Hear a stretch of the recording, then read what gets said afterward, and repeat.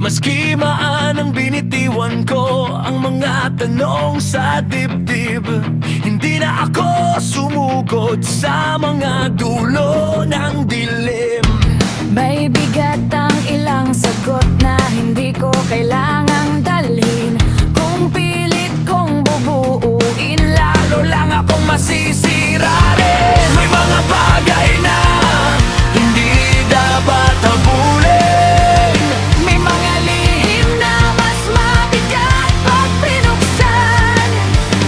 Kaya tumigil ako Sa pagkalat ng sugat at sa aking pagtatras. May kaunting paghinga. hindi ko na alamin. Hindi ko na alamin. Mas tahimik ang loob ko. Mas tahimik ang loob ko. Hindi ko na alamin. Hindi ko na alamin. Minsan ang pananahimik ang tamang sagot din.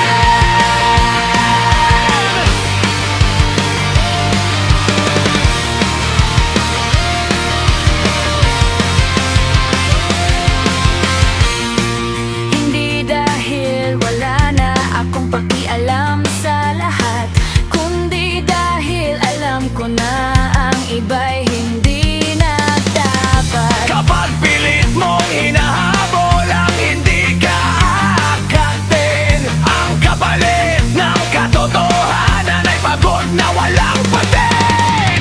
May mga sagot na hindi nagbibigay ginhawa, kundi dagdag na tanong at dagdag pang lumbay.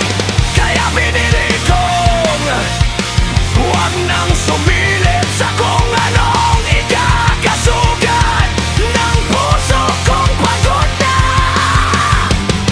Hindi ko na alamin. Hindi ko na alamin. Mas tahimik ang loob ko. Mas tahimik ang loob ko. Hindi ko na alamin.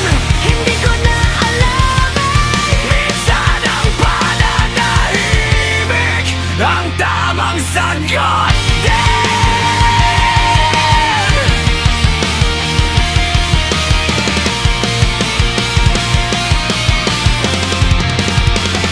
Sa pagbitaw ng hawak, doon ako gumaan. Hindi lahat ng totoo ay kailangang ipin